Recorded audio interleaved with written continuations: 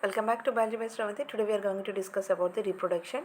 Under that we are discussing about vegetative propagation and artificial propagation, which comes under the asexual type of reproduction. So before going to topic, if you have not subscribed to my channel, please do like, share and subscribe to my channel. So coming for the vegetative propagation, it is a type of asexual method where the plant reproduction occurs in its leaves, roots and stems. Okay, so this is occur through with the help of the fragmentation as well as generation of a specific vegetative part of a plant. So you can see this type mainly in the higher plants. It may occur by natural methods or also by artificially, which we are conducting in the laboratories or in the fields. So coming for the natural propagations, so this natural propagation, the first one taking the example of the leaf. So this leaf, for example, in the bryophyllum, so you can see these leaves are broad. These leaves are broad and possess some specific notches in between the leaves, and they are the locations from which the bud arises. And these buds which arise or consists of the shoot part complete with the leaves, and also it starts to develop the roots. Once it is completely developed, it detaches from the leaf and fall onto the soil, where it starts to lead a new life when it touches the soil. So this is a one type of natural propagation, how the reproduction, how the new plant is formed from the leaf. The example is the bryophyllum. Next, going with the stem. So some of the aerial stem, like a weak stems, which are like runners and stolons, when they touch the ground, they give off the advantageous roots. So when the connection with the plant parent plant is broken, the stem portion with advantageous root develops into an individual separate plant. So you can see this type of propagation in some of the stolons, bulbs, corms and tubers. So like a bulb, you can see in the onion cepa, that is onion, ilium cepa, onion, tuberosum like a potato, solanum and corms, and also in the root bud. So and all this develops into, as soon as they detach from the parent, it starts to develop into new plant. Okay, so next, going with the artificial propagation. So this artificial propagation, it is a type of a vegetative propagation which is carried out by the human beings, by us, in the fields and in the laboratories. For example, the first one is a cutting. You have generally know an idea how the rose plant or how the hibiscus plant to grow. So what the parents do generally, they take the part of the already previous parent part of the rose plant, they cut, which consists of the bud, and they place into the soil. Later on, it slowly starts to develop the roots and complete individual plant is grown. So this is called as the cutting. So you can see in the rose plant and as well as in the hibiscus, you can see in the picture, they cutted the part and they place in the onto the soil. Then it starts to develop, or it starts to grow again and lead an independent life. So this is a one type of artificial propagation. Next, coming for the layering. So this is a plant with at least one node, the node which are bent and touches the soil. As it touches the soil, it is covered completely there, leaving the branch to expose towards the above the ground, and the part which is bented there starts, when it is covered with the soil, it starts to develop the roots. And after that, the branch is then cut off from the parent plant, and the part which has developed the root grows or becomes into new plant. The example like anerium and jasmine, you can see the layering. The next, coming for the another one, it is a type of grafting. So this grafting, here we take the two plants separately.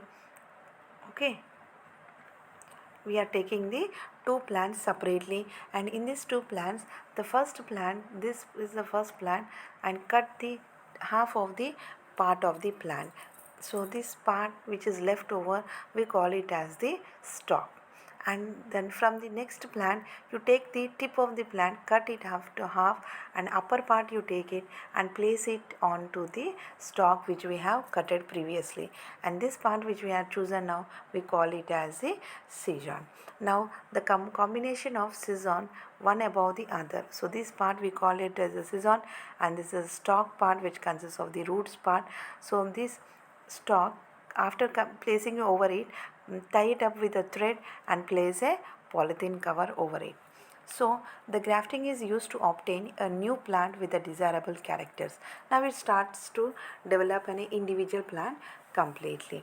So this technique is very useful for propagating and improved varieties of plant with the various flowers and fruits. For example, like mangoes, you can see in the citrus, apple and rose, all the hybrid varieties we can produce very easily, and by this grafting a very young scion can be made, to flower and to produce fruits very easily and fastly.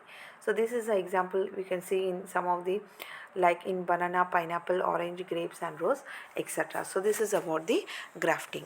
The next one is the spore formation. This is also you have generally seen in your lifetime, like you can see in on the onion you can see a black color, something powderish substance is present, or on the bread you can see a white substance which is deposited, or blackish substance which is powdery substance you can see on a rotten fruits, or in other food materials. So this black color powder, when you touch it, you feel it like a powder type. So these powder types are nothing but these are called as the spores, which are produced by the fungi. So the fungi like rhizopus produces hundreds of microscopic reproductive units. We call them as the spores. So these spores, when they get burst off, and they liberate the spores into the air, and these airborne spores when fall on a food or on the soil under a favorable conditions, they starts to develop, or they starts to germinate and produce a new individual. So this is, you can see mainly in the rhizopus, mucor and some of the bacteria, and some non-flowering plants like ferns and mosses also you can see the spore formation. So there is an activity for you for this to check the rhizopus. So slide of take a slide, place a drop of water on the slide, take a toothpick and collect the mold from the, like a bread or from the onions, the black color powder, place it on the slide, and now keep the cover slip carefully such that edges may not water droplets may not formed inside, and now observe this under the microscope. So when you observe under the microscope, you can see a fine thread like structure. This thread like structure we call it as the hyphae. On the tip of the hyphae you can see a knob like structure, we call it as the sporangium. Inside the sporangium you can see the spores. These are the spores inside the sporangium. As soon as when they get burst, these spores falls onto the soil, and or it falls onto any other food material, it starts to germinate and produces a new plant. So this is a type of the spore formation. The next one is a sporophyll. In some leaves, when you see the backside of the leaves, like for example in the ferns, small dot like structures you can see on the leaves. So these dot like structures are called as the sorus. They contain the sporangia. So inside the sporangia you can see the spore like structures when you observe under the microscope. So the germination or new plant formation is taking place with the help of these sporophylls. So this is an example for the fern plant. Thank you for this session. If you like, please do like, share and subscribe to my channel.